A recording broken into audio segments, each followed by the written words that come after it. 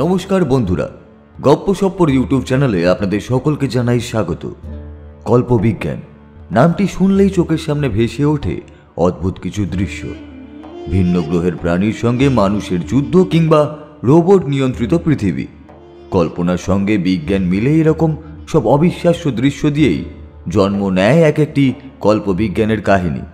সারা বিশ্ব জুড়ে রয়েছে এই কল্পবিজ্ঞানের এক বিশাল পাঠক সমাজ। বাংলা সাহিত্য বৈজ্ঞানিক কল্পকাহিনী অসম্ভব জনপ্রিয়। আজ আপনাদের শোনাবো একটি কল্পবিজ্ঞানের গল্প, গ্রহ শান্তি, রচনায় মৃণাল নন্দী। আজকের গল্প পাঠে রয়েছে শুভ ধর এবং গল্পের সূত্রধার ও বিশেষ একটি চরিত্রে আমি বুবাই। আজকে সাউন্ড ডিজাইনিংয়ে রয়েছে মিহান্স প্রোডাকশন হাউস, প্রচ্ছদ অলঙ্করণে তিয়াশা ভদ্র। গল্পটি 100% অনুভব করতে শ্রোতা বন্ধুদের হেডফোন ব্যবহার করার অনুরোধ রইল। শুরু করছি আজকের গল্প, গ্রহ শান্তি।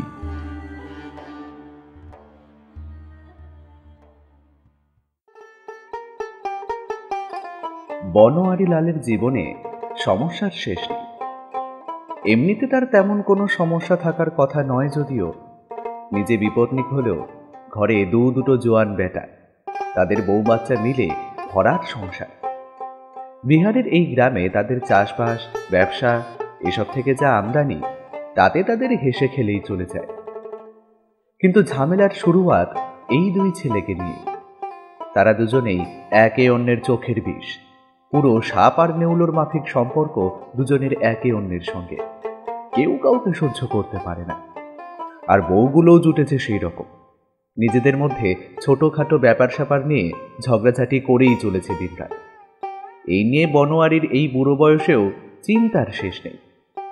সে যতদিন আছে ততদিন এদেরকে কোনোভাবে একসঙ্গে রাখা যাচ্ছে, কিন্তু তার চলে যাওয়ার পর সম্পত্তি নিয়ে মারামারি কাটাকাটিতেই এদের কারো না জান চলে যায়।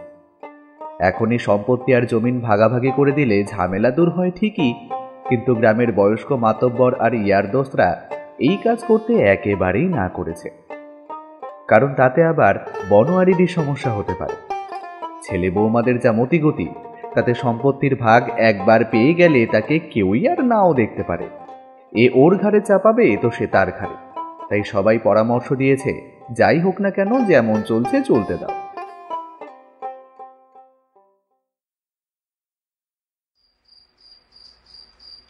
কিন্তু ছেলেদের ঝুটঝামেলা দিন দিন বেড়েই চলেছে। আজ রাতেও জোর একচোট হয়ে গেছে ওদের মধ্যে। এই চিন্তাতেই ঘুম ধরছে না আজ বনোয়ারি। এপাশ ওপাশ করেই অনেকক্ষণ কেটে গেল তার।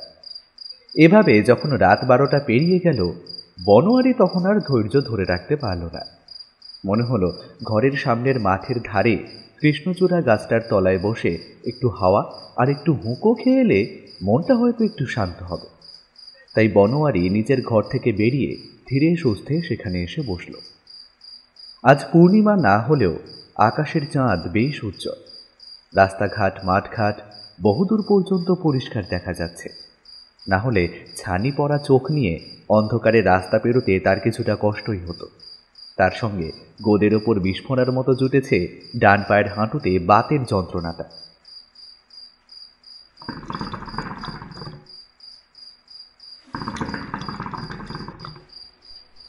বনোয়ারি গাছের তলায় বসে হুঁকোয় টান দিতে দিতে ভাবছিল যে কি করা যায়। ভাবতে ভাবতে একটু হারিয়ে গিয়েছিল চিন্তার জগতে। আচমকা চোখে একটা আলো এসে পড়তেই সে চমকে উঠল। একটা উজ্জ্বল কিছু আকাশ থেকে মাটির দিকে এসে পড়েছে। বুড়ো চোখে সে একটু ভালো করে ঠাউর করার চেষ্টা করল জিনিসটাকে। হায় ভগবান, এ তো তারা খসা মনে হচ্ছে। কোথায় যেন গল্প শুনেছে যে তারা খসার সময় কেউ যদি ভগবানের কাছে কিছু প্রার্থনা করে তা একেবারে ভগবানের কানে পৌঁছে যায়, আর সে যা চায় সেই ইচ্ছেই পূরণ হয়ে যায়। বনোয়ারিও হুঁকোটা পাশে সরিয়ে রেখে হাত জোর করে মনে মনে বলে উঠল, হে ভগবান, আমাকে এসব ঝুট ঝামেলা থেকে মুক্তি দাও। একটা হালকা শব্দ হলো। বনোয়ারি চোখ খুলে দেখল মাঠের মধ্যে জিনিসটা পড়েছে, আর একটা হালকা আলো বেরোচ্ছে সেটা থেকে। ধীরে ধীরে আলোটা নিভে আসছে। ওবর খাবর জমির উপর দিয়েই বনোয়ারি ধীরে ধীরে এগিয়ে গেল সেটার দিকে খোঁড়াতে খোঁড়াতে, তার বাতে ধরা পা নিয়ে। জিনিসটার একটু কাছে যেতেই দেখতে পেল একটা ধোঁয়ার মতো কিছু বেরিয়ে আসছে সেখান থেকে। তারা খসাতে তো এটা হতেই পারে, ওটা মনে হয় গরম আছে, ঠান্ডা হতে সময় লাগবে। কিন্তু আরও একটু এগিয়েই বুঝল যে এ ধোঁয়া গরমের ধোঁয়া নয়, এটা অন্য কিছু, একটা অদ্ভুত হালকা গোলাপি রং যেন সেটা। আরও একটু কাছে যেতেই তার নাকে এলো এক দারুণ মিষ্টি গন্ধ। এমন সুন্দর গন্ধ সে কোনোদিনও কোথাও পায়নি। সে সেই গন্ধের টানেই আরও এগিয়ে যেতে লাগলো সেই জিনিসটার দিকে। যতই এগোতে থাকলো ততই যেন তার নিজেকে বেশ হালকা মনে হতে লাগলো।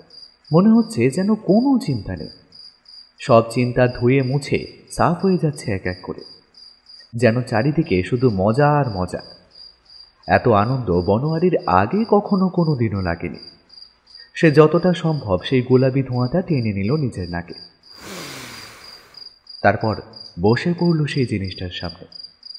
লম্বা একটা কালো পাথরের মতো জিনিসটা চাঁদের আলোয় পড়ে চকচক করছে, আর তার গায়ে ছোট ছোট অনেকগুলো ফুটো, যা দিয়ে গোলাপি ধোঁয়াটা বেরিয়ে আসছে।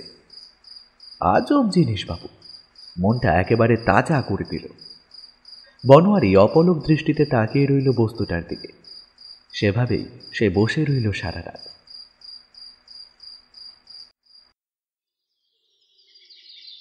সকালবেলাতেও সেভাবেই বসেছিল সে। তারপর যখন সূর্য উঠে গেল মাথার উপরে আর প্রবল রোদ মাথার তালু প্রায় ফাটিয়ে দেওয়ার উপক্রম করতে লাগলো, তখন সে ধীরে ধীরে বাড়ি গিয়ে শুয়ে পড়ল নিজের বিছানাতে। তার মাথা চিন্তা শূন্য, মনে খুশির সীমা পরিসীমা নেই, শরীরে নেই খিদে, তেষ্টার কোনো তাড়নাও নেই। তবে শুধু সেই নয়, তার গ্রামের সকলেরই আজ একই অবস্থা।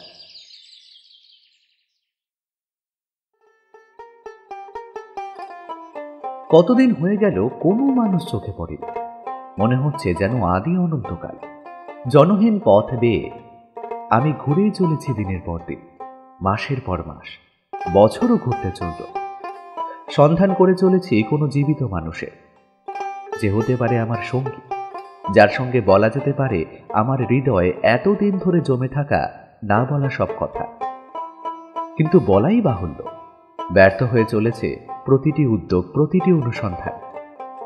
যে শহরেই যাই, যে গ্রামেই পা রাখি, কোনো জনপদেই জনমানবের কোনো চিহ্ন খুঁজে পাই না। তবুও হাল না ছেড়ে সন্ধান করে চলেছি, কারণ এছাড়া অন্য কিছুই করার নেই আমার। কোনো উদ্দেশ্য নেই এই জনশূন্য পৃথিবীতে বেঁচে থাকা। তাই এই উদ্দেশ্য তৈরি করে নিয়েছি আমি আমার মতো করে। বাহনের অভাব নেই আমার, অভাব নেই বিশ্রামস্থলেরও। জনমানবহীন এই গ্রহে মৃত মানুষদের পরিত্যক্ত গাড়ি ও বাড়ি যত্রতত্র, সেগুলোর কোনো দাবিদারও নেই। হিসেব মতো একক মানুষ হিসেবে আমি এই পৃথিবীর সমস্ত সম্পত্তির উত্তরাধিকার বহন করছি। তাই আমি সমস্ত কিছুর মালিক এখন, পৃথিবীর অধীশ্বরও বলা যেতে পারে। তাই আমার যখন যেমন প্রয়োজন পড়ে আমি আমার ইচ্ছে মতো বাহন নিই, কখনো রাস্তাঘাট থেকে, আবার কখনো বা কোনো পরিত্যক্ত বাড়ির গ্যারাজ থেকে। জ্বালানি নেওয়ারও কোনো চিন্তা নেই, পথে যেখান থেকে হোক ভরে নিলেই হলো। রাস্তার ধারে তেলের পাম্প তো অফুরন্ত, এসবের জন্য আমার যাত্রা বাধাপ্রাপ্ত হয় না। খাবারের জন্য আছে বিভিন্ন বাজার ও শপিং মলে জমে থাকা প্যাকেটজাত খাদ্য, চাল ডাল ও বিভিন্ন কাঁচা শস্য। এদিক ওদিক করে একটু রান্না করে নিলেই হলো। আর আছে মালিকানাহীন অসংখ্য ফলের বাগান, গৃহপালিত বিভিন্ন প্রাণী, এখন যারা গৃহহীন। রাতে বিশ্রামের জন্য আছে অসংখ্য বাড়ি, সরাইখানা, হোটেল প্রভৃতি, সবই অধিকারবিহীন। তাই আমি যেখানে খুশি যতক্ষণ খুশি থেকে যেতে পারি, ব্যবহার করতে পারি সবকিছুই বিনা বাধায়। শুধু মনুষ্য সৃষ্ট উপাদানই নয়, প্রকৃতির সমস্ত কিছুই আমি উপভোগ করতে পারি এখন কারোর সঙ্গে ভাগ না করি।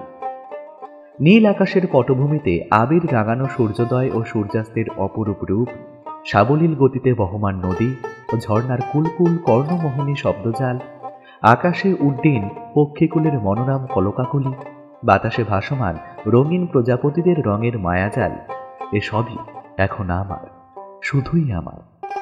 আমি নিরবচ্ছিন্নভাবে উপভোগ করে যেতে পারি সমস্ত কিছুই বিনা বাধায়। প্রবল একাকিত্বের প্রাথমিক অনুভূতিকে কাটিয়ে আমি এখন তাই করার চেষ্টা করছি, কিন্তু অনুভূতিকে পরিবর্তনের প্রচেষ্টা এত সহজও নয়। পুরনো সব স্মৃতি এসে বাধা সৃষ্টি করেই চলেছে, এদের মুছে ফেলা এত সহজ নয়।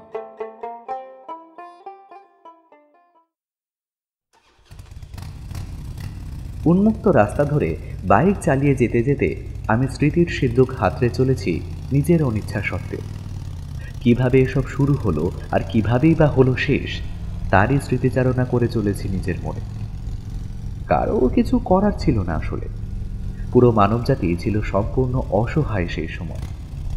আজ থেকে 1 বছর 1 মাস আগে যে ছোট্ট উল্কাপিণ্ডটি খসে পড়েছিল ভারতের এক গ্রামের প্রান্তরে, তার মতো কিছু এর আগে পৃথিবীতে নেমে আসেনি কখনো। সমস্ত মহাকায় বিষবৃক্ষের উৎস যেমন লুকিয়ে থাকে এক ক্ষুদ্রাতি ক্ষুদ্র বীজের মধ্যে, তেমনি সেই উল্কাপিণ্ডও যেন ছিল এক ভয়ঙ্কর গরল বৃক্ষের অঙ্কুর, যা ফুলে ফেপে উঠে দ্রুত গ্রাস করে নিতে থাকে প্রথমে সেই গ্রামকে, তারপর আশেপাশের অঞ্চলকে, আর পর্যায়ক্রমে সমগ্র দেশ ও সমগ্র বিশ্বকে। কিন্তু কি ছিল সেই মহাজাগতিক বস্তুটির মধ্যে?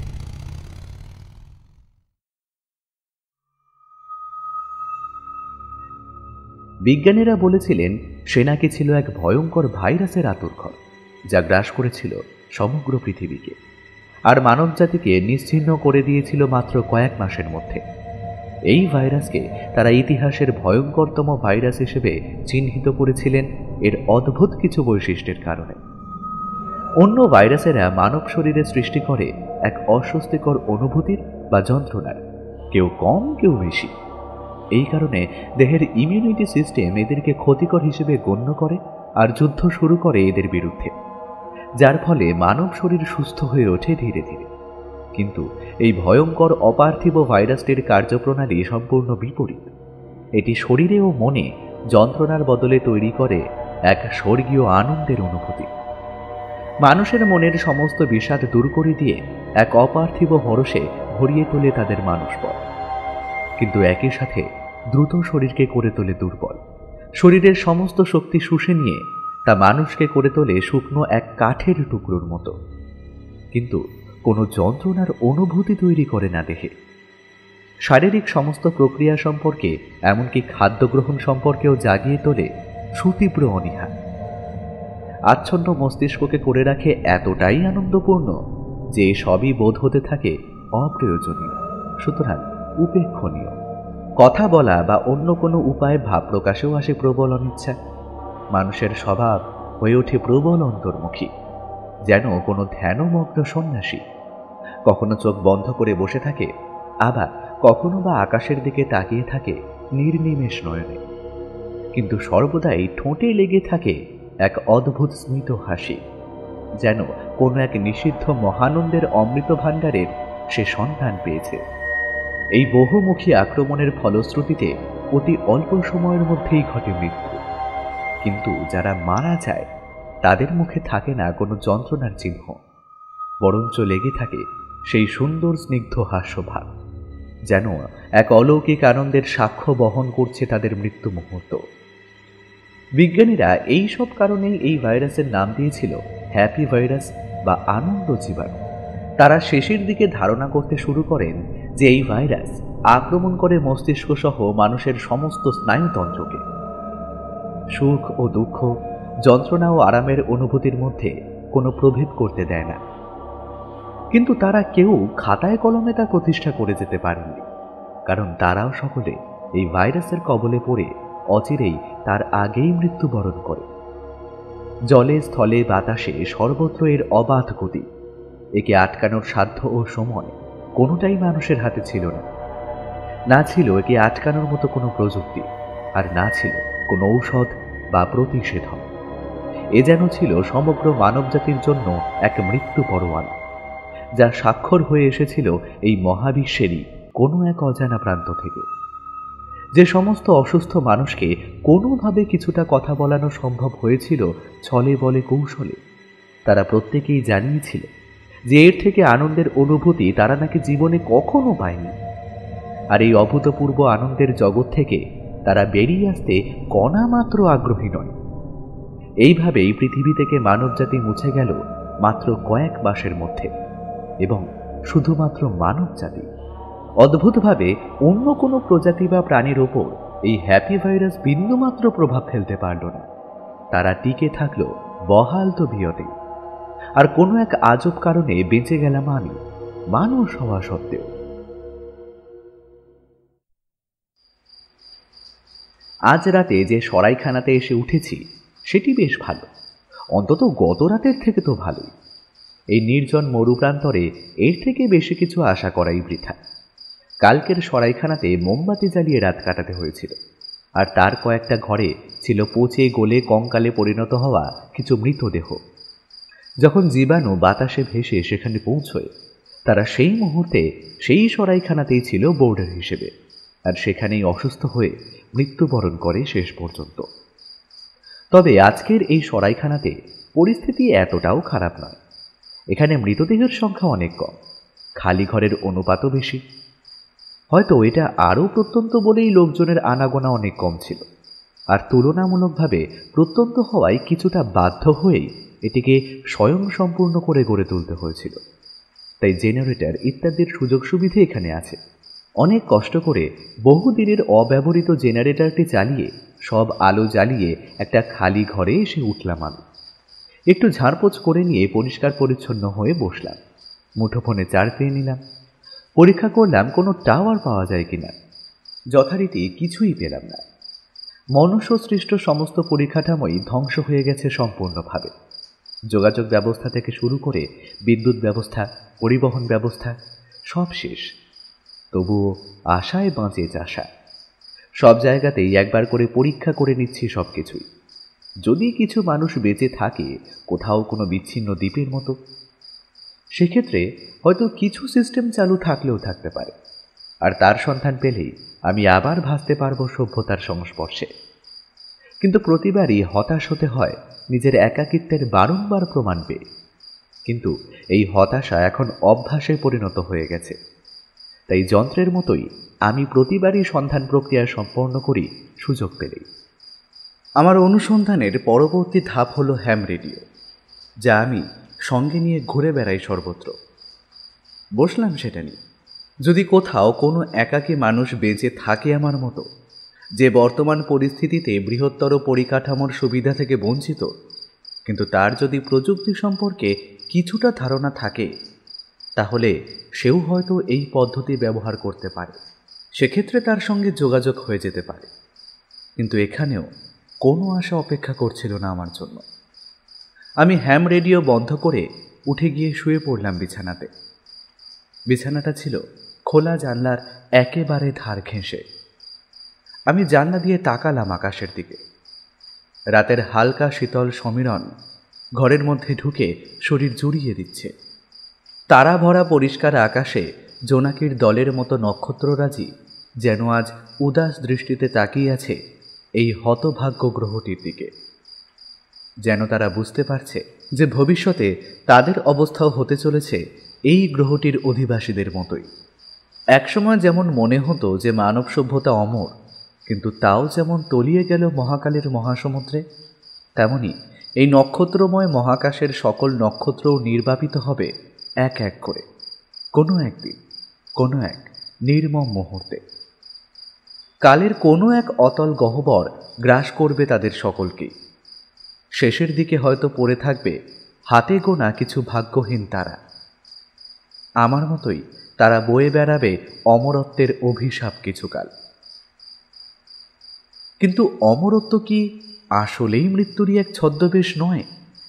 হয়তো মৃত্যুর নিষ্ঠুরতম মুখোশ এই অমরত্ব, যা শরীরকে করে তোলে অমর, কিন্তু মনকে মেরে ফেলে পুরোপুরি। কিন্তু এই মুখোশও খসে পড়বে হয়তো একদিন। তাই বেঁচে যাওয়া এই সব তথাকথিত অমর নক্ষত্র অদৃশ্য হয়ে যাবে ধীরে ধীরে। বিগ রিপ ধ্বংসের দিকে নিয়ে যাবে সমস্ত কিছুকেই। পড়ে থাকবে নিঃসীম মহাশূন্য। ছোটবেলায় বাংলা শিক্ষকের মুখে শোনা সেই বিখ্যাত কবিতা মনে পড়ছে আবার। জন্মিলে মরিতে হবে, অমরকে কোথা কবে, চিরস্থির কবে নীর, হায়রে জীবন নদে। কখন যে চোখ লেগে গিয়েছিল খেয়াল নেই। আচমকাই ঘুম ভেঙে গেল এক ভয়ঙ্কর মূর্তির দর্শনে। সেই মূর্তি যেন নরকের প্রতিভূ। অসংখ্য চোখ আর হাত বিশিষ্ট একাধিক মাথার সমন্বয়ে নির্মিত সেই মূর্তি ধীরে ধীরে এগিয়ে আসছিল আমার দিকে, যেমন আসে প্রায় প্রতিদিনই রাতে, আর ভাঙিয়ে দেয় আমার ঘুম। উঠে বসলাম আমি। অনেকদিন ধরেই এই স্বপ্ন আমি দেখে চলেছি। প্রথম প্রথম আতঙ্কিত হতাম, তবে এখন আর হই না। বরঞ্চ আশা করি কোনো একদিন এই ভয়াল ভয়ঙ্কর বিগ্রহ সত্যিই আসবে আমার কাছে, ঘুচিয়ে দেবে আমার একাকিত্ব। আর এটাই যদি মৃত্যুর চেহারা হয়, তাতেও আমার কোনো আপত্তি নেই। অমরত্বের এই অভিশপ্ত জীবনের প্রতি আমি নির্মোহ হয়ে পড়েছি বহুদিন। কিন্তু আমি কেন অমর? কিভাবেই বা এত শক্তি এলো আমার মধ্যে? আমি কি সত্যিই অমর, নাকি কোনোভাবে ভাইরাসের হাত থেকে বেঁচে যাওয়াতে আমার মধ্যে তৈরি হয়েছে এই ভ্রান্ত ধারণা?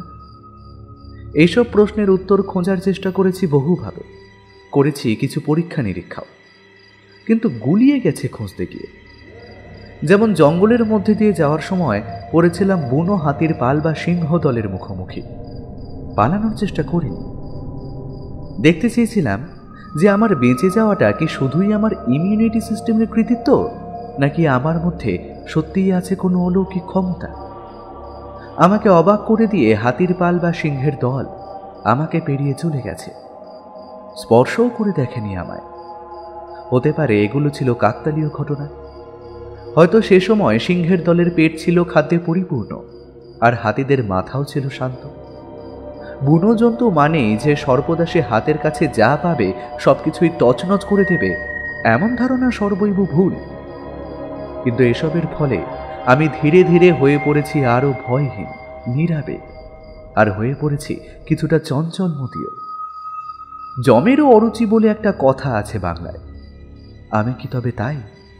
হে ভগবান, কবে সত্যি দেখা পাবো আমি সেই মূর্তির, অথবা মৃত্যুর?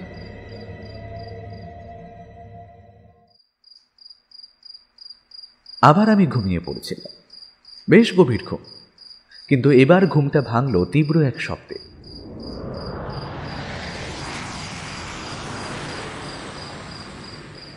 চোখ খুলে দেখি চারিদিকে আলোই আলো। সকাল হয়ে গেল তাহলে, কিন্তু শব্দটা কিসে? আমি ঘড়ি দেখলাম, সবে রাত 2:30। সে কি তাহলে এত আলো কিসের, যা দিন বলে ভ্রান্তি তৈরি করছে? জানলা দিয়ে তাকালাম বাইরে। আলোয় ভেসে যাচ্ছে চতুর্দিক, আর তার সাথেই একটা টানা তীব্র শব্দ, যেন কয়েকটা বিমান একসাথে নিজেদের ইঞ্জিন চালু করে দিয়েছে। আমার মনে প্রবল এক আশার সঞ্চার হলো। তাহলে কি মানব সভ্যতা পুরোপুরি ধ্বংস হয়ে যায়নি, এখনো টিকে আছে কোনোভাবে? কিন্তু জানলা দিয়ে বেশি কিছু বোঝা যাচ্ছে না। তাই কানে আঙুল চাপা দিয়ে আমি বেরিয়ে এলাম সরাইখানার বাইরে।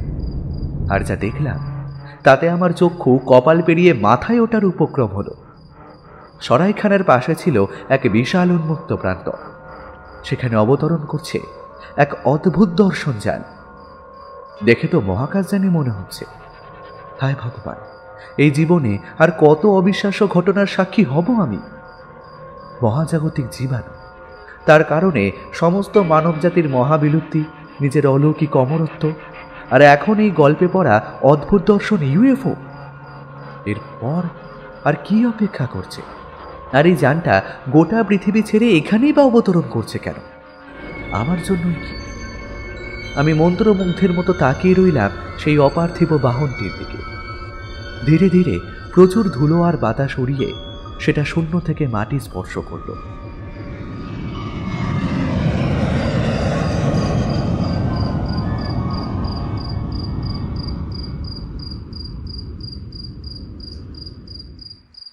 তারপর তার আওয়াজ থেমে গিয়ে চারপাশে আবার নেমে এলো সেই অপার নিস্তব্ধতা। যানের বেশিরভাগ আলোই, যা সম্ভবত অবতরণের সময় চারপাশটা ভালো করে দেখার জন্য জ্বালানো হয়েছিল, সব বন্ধ হয়ে জ্বলে থাকলে নিচের কিছু অংশ।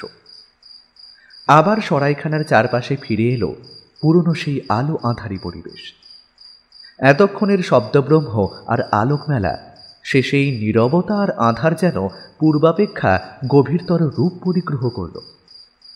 সব থিতিয়ে যাওয়ার পর একটা যান্ত্রিক আওয়াজ এলো যানটি থেকে।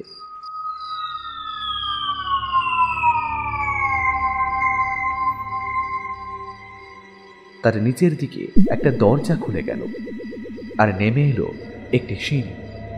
দরজার মুখে এসে দাঁড়ালো এক অদ্ভুত দর্শন মূর্তি। একাধিক তার মাথা, প্রত্যেক মাথায় অনেকগুলি করে চোখ, আর ছোট বড় মিলিয়ে অন্তত গোটা 20 হাত বেরিয়ে আছে শরীরের বিভিন্ন অংশ থেকে। স্পেস স্যুট পরিহিত এই প্রাণীকে দেখেই আমি পিছিয়ে এলাম কয়েকবার।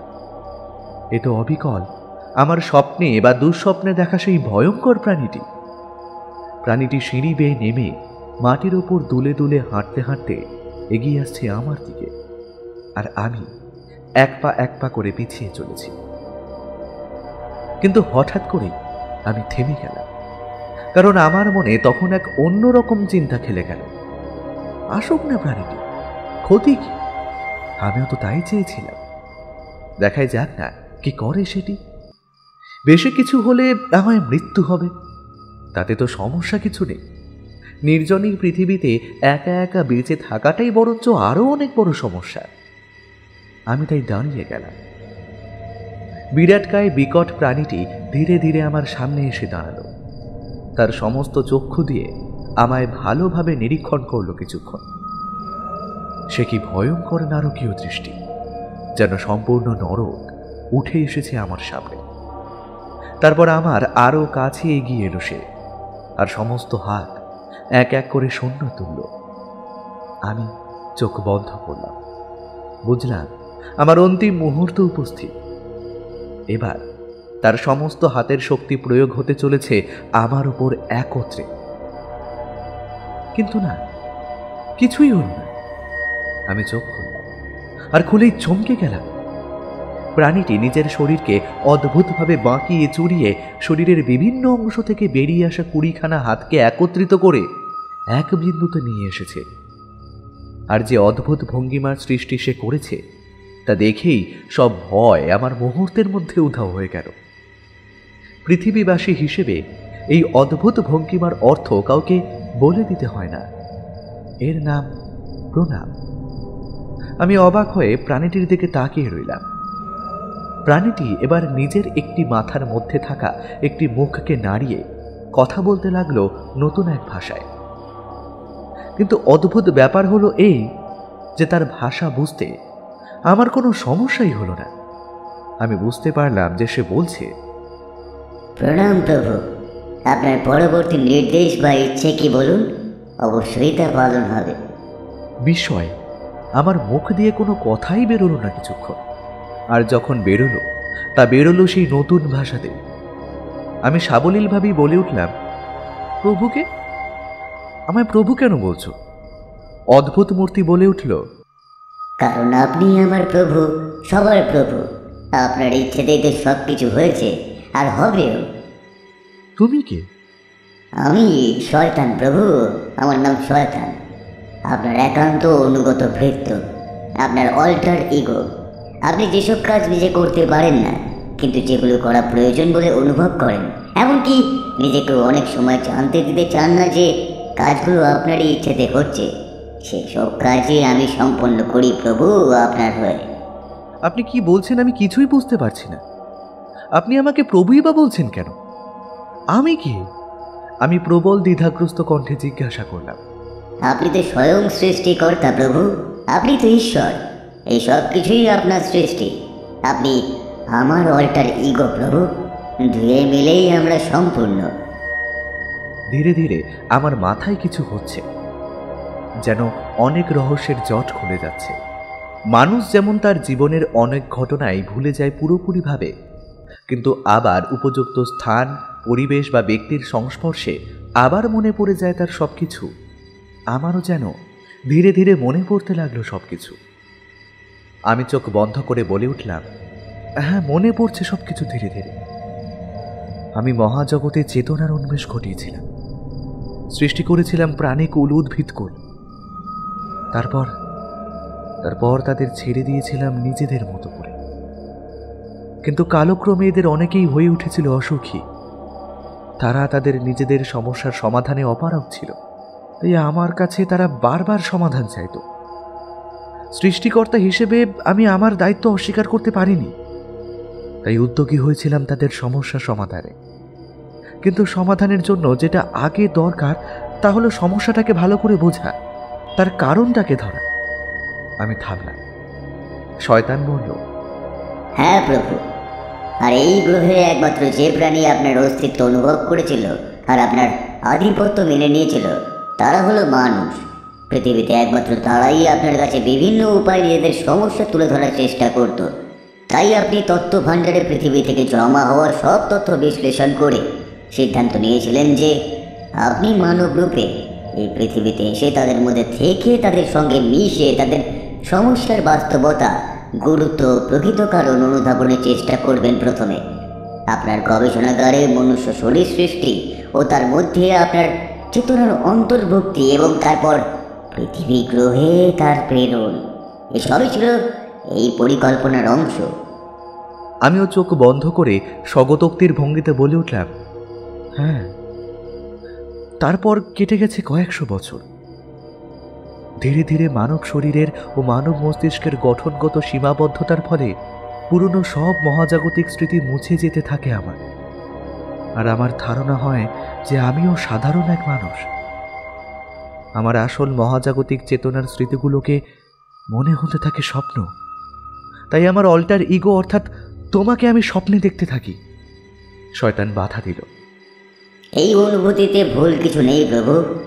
গবেষণাগারে আপনার মানব রূপ সক্রিয় হয়ে ওঠার সঙ্গে সঙ্গে আপনি শরীর ও মনের দিক দিয়ে সত্যি এক মানুষে পরিণত হয়ে যান। কোনো প্রাণীর বা জীবের ক্ষেত্রেই সাধারণ অসাধারণ বলে কিছুই নেই। এই মহাবিশ্বের সকল বাসযোগ্য গ্রহের যে কোনো প্রাণীর শরীরই আসলে এক জৈবিক যন্ত্র ব্যতিরেকের আর কিছুই নয়।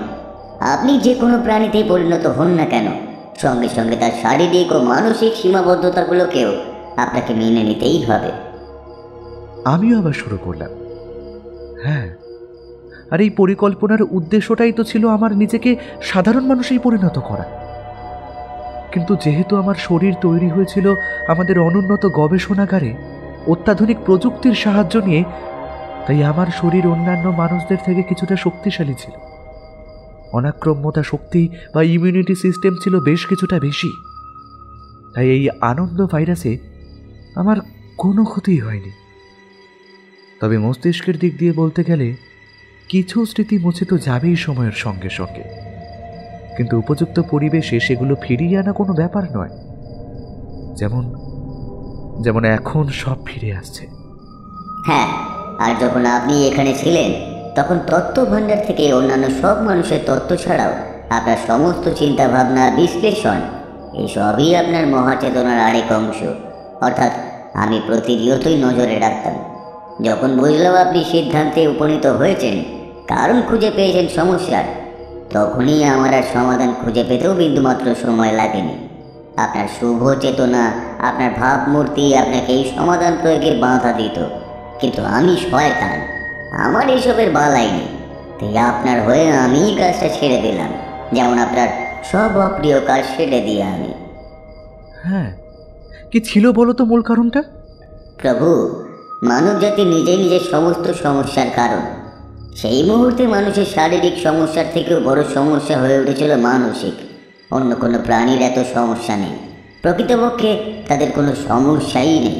কিন্তু মানুষের সমস্যা সীমাহীন, কারণ তাদের চাহিদাও সীমাহীন। তাদের একটা সমস্যার সমাধান হলেই তারা নতুন কোনো চাহিদার জন্ম দেয়, আর তা পূরণ না হওয়া অবধি নিজের জীবনকে সমস্যা সংকুল ভাবতে শুরু করে। আর তার চারপাশের মানুষ ও প্রাণীকুলের মধ্যেও সেই সমস্যার অনুভূতিকে জাগিয়ে তোলে। এইভাবেই সব চলতে থাকে ক্রমান্বয়ে, আর মানব জাতির সমস্যার চক্রবৃদ্ধি হারে বাড়তেই থাকে। তাদের এই সীমাহীন লোভ আর তজ্জনিত সৃষ্টি হওয়া সমস্যার সমাধানের উদ্দেশ্যই সবুজ মুছে যায় প্রকৃতির বুক থেকে। বিলুপ্ত হয় হাজারে হাজারে উদ্ভিদ ও প্রাণীদের দল, যুদ্ধ বিগ্রহে মারা যায় কোটি কোটি মানুষ, কিন্তু তাতেও তাদের সমস্যার সমাধান হয় না, উল্টে বেড়েই চলে। সেই মুহূর্তে মানুষের আর সমাধানেও চলছিল না। তারা তখন দলে দলে চাইতে শুরু করেছিল আরো বড় কিছু, যার নাম মুক্তি। তারা হাত পাততে শুরু করেছিল তাদের বিভিন্ন দেবতাদের কাছে মুক্তির জন্য। এদের কষ্ট আপনারও সহ্য হচ্ছিল না। আপনিও তাদের হয়েই নিজের মনে মনেই বারবার বলছিলেন মুক্তি দিতে এদের। কিন্তু এদের একজনকে মুক্তি দিলে তো হবে না প্রভু, বাকিরা মিলে এই অশান্তি যজ্ঞ অসুখের এই উপাসনা চালিয়ে যাবে যুগ যুগ ধরে। তাই মুক্তি দিতে হলে সকলকে একসঙ্গেই দিতে হবে।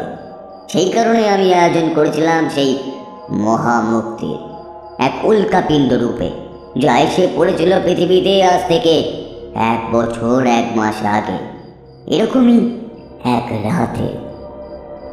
মহাকাশযানটি পৃথিবীর বায়ুমণ্ডল থেকে বেরিয়ে এসেছে। আমি আর শয়তান মুখোমুখি বসে গভীর আলোচনায় নিমগ্ন। সামনে রাখা আছে একটা দাবার বোর্ড, মহাকাশে খেলার উপযুক্ত করে যা বানানো। তবে এটা 64 ঘরের দাবা নয়, যা মানুষ হিসেবে খেলতে অভ্যস্ত ছিলাম। এটি আরও অনেক জটিল। এখানে 8-এর বদলে 16টি করে ঘর দুই দিকেই, আর প্রতিপক্ষেই আছে রাজা মন্ত্রী সহ 16টি বিশেষ ক্ষমতা সম্পন্ন ঘুঁটির সঙ্গে 16টি করে সৈন্য। আচ্ছা, এবার আমাদের গন্তব্য কোথায়? প্রশ্ন করলাম আমি। এখান থেকে 3500 আলোকবর্ষ দূরের এক গ্রহে এক উন্নত সভ্যতা আছে। তারা শান্তিপ্রিয় জাতি হিসেবেই পরিচিত ছিল কয়েকশো বছর আগে পর্যন্ত। কিন্তু হঠাৎ করেই পথ পরিবর্তন ঘটে। 300 বছর আগে তারা তাদের সৌরমণ্ডলেরই অন্য এক গ্রহে উপনিবেশ স্থাপন শুরু করে। এদিকে সেই উপনিবেশ শক্তভুক্ত হতেই তাদের পুরনো গ্রহে হঠাৎ করে শুরু হয় প্রাকৃতিক বিপর্যয়, যার জন্য তাদের অর্থনীতি, খাদ্য, শাসন ব্যবস্থা ভেঙে পড়তে থাকে। এই অবস্থায় দ্বিতীয় গ্রহের উপনিবেশগুলি সুযোগ বুঝে শুরু করে বিদ্রোহ স্বাধীনতার জন্য। কিন্তু এই অবস্থায় প্রথম গ্রহ যদি উপনিবেশগুলির ওপর নিজেদের অধিকার ছেড়ে দেয়, তাহলে তারা না খেতে পেয়ে মরবে। তাই এখন তাদের মধ্যে শুরু হয়েছে প্রবল যুদ্ধ বিগ্রহ। তারা কি মুক্তি চাইছে? গম্ভীর গলায় জিজ্ঞাসা করলাম আমি। হ্যাঁ, তাদের অনেকেই অতিষ্ঠ হয়ে মুক্তি চাইছে। তাহলে কি আমরা এবার সেই গ্রহেই যাব? প্রশ্নের পর প্রশ্ন আমার। যাওয়া যেতে পারে, তবে মুশকিলটা হলো তারা জাতিগতভাবে নাস্তিক। অধিকাংশ প্রাণী ভগবান বা এই জাতীয় কোনো অস্তিত্বে বিশ্বাস করে না। তারা মুক্তি চাইছে তাদের নেতা, বিজ্ঞানী এদের কাছে। তাদের জ্ঞান ও প্রযুক্তির মাধ্যমে খুঁজছে তাদের সমস্যা থেকে চিরকালীন মুক্তির উপায়। তাহলে থাক। নাস্তিকদের নিজেদের ভাগ্য নিজেদেরকেই করতে হবে, নিজেদের সমস্যাও নিজেদেরকেই সমাধান করতে হবে। মহাজাগতিক নিয়ম অনুযায়ী আমরা তাদের ব্যাপারে নাক গলাতে পারি না। আমার একটা ঘুঁটি এগিয়ে দিলে বল। জানি প্রভু, তাই তো বললাম। শয়তানও দ্রুত একটা ঘুঁটি এগিয়ে দিল প্রত্যুত্তরে। দাবা খেলায় শয়তানের পারদর্শিতা প্রশ্নাতীত। তাহলে কি করণীয় এখন? আমি দাবার বোর্ডে নতুন কি চাল দেওয়া যায় ভাবছি। খেলাটাতে আমার অবস্থা খুবই খারাপ। প্রভু, ওখান থেকে আরো কিছুটা দূরে, প্রায় 4000 আলোকবর্ষ দূরে আরেক গ্রহ আছে। ওখানকার অবস্থা কিছুটা পূর্ণ পৃথিবীর মতোই। তারাও নিজেদের সৃষ্ট জালে আবদ্ধ হয়ে হাঁসফাঁস করছে আর মুক্তি প্রার্থনা করে চলেছে। আর তারা আপনার অস্তিত্বেও প্রবল বিশ্বাসী। তাহলে তুমি কি বলছো যে সেখানেও পৃথিবীর মতোই কিছু করা হোক? দাবার বোর্ডের দিকে আমি আর তাকাতে পারছি না। আমার রাজার অবস্থা সত্যিই খুব খারাপ। হ্যাঁ প্রভু। শয়তানটা আর একটা মোক্ষম চাল দিল, কিন্তু এছাড়া কি আর অন্য কোনো উপায় নেই? আমি অসহায়ভাবে জিজ্ঞাসা করলাম। প্রভু, একবার জানলা দিয়ে বাইরে দৃষ্টিপাত করুন। দেখুন এই পৃথিবীকে। কয়েক বছর আগে পর্যন্ত এই পৃথিবীর কি করুণ অবস্থা ছিল, আর আজ মাত্র 1 বছরের মধ্যে কি আমূল পরিবর্তন ঘটেছে এই গ্রহে। এখানে এখন না ঘটে কোনো যুদ্ধ বিগ্রহ, না ঘটে অকারণ রক্তপাত। সারা পৃথিবী আবার নির্মল শ্যামল বৃক্ষ রাশিতে ছেয়ে গেছে। বিলুপ্ত প্রায় প্রাণীগুলির অধিকাংশেরই সংখ্যা বৃদ্ধি পেয়ে তারা এখন আবার স্বমহিমায় বিরাজমান।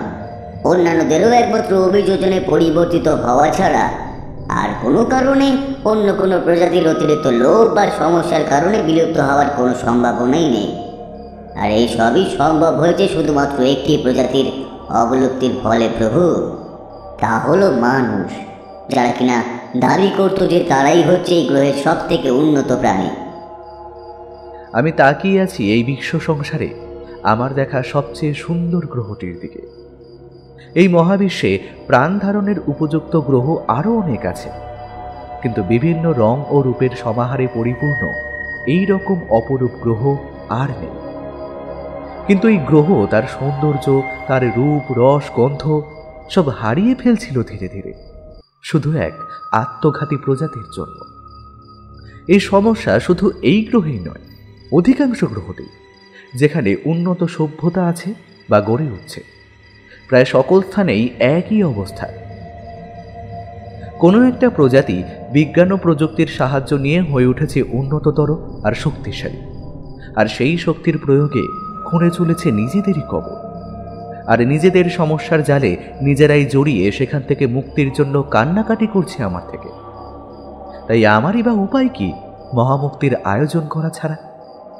আর সেজন্য তো আমাকে আমার অল্টার ইগোর শরণাপন্ন হতেই হবে। আমি নিজে তো আর এমন মহাপাপ করতে পারি না, কাউকে দিয়ে করাতে হবে। শয়তানকে হারানোর জন্য আমি বিভিন্ন রকম যুক্তি ভাবতে শুরু করলাম, কিন্তু শেষ পর্যন্ত নিশ্চিত হলাম যে শয়তানই ঠিক।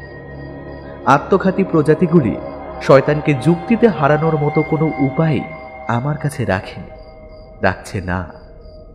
কিস্তিমাত, শয়তান বলে উঠল। তার বহুমুখী আক্রমণের সামনে আমার রাজা, মন্ত্রী সকলেই পর্যুদস্ত। বাঁচার কোনো উপায় নেই আর। আমাকে আর শয়তানকে নিয়ে মহাকাশ যেন উড়ে চলল, পেছনে রেখে গেল সম্পূর্ণ মানববিহীন এক সুখী সমস্যাহীন পৃথিবী, আর রেখে গেল পৃথিবীর শেষ মানুষটির নির্জীব নিথর মৃতদেহ মরু অঞ্চলের এক সরাইখানার মধ্যে। শরীর থেকে তাকে মুক্তি দেওয়া হয়েছে রাত ঠিক 2:30টার সময়।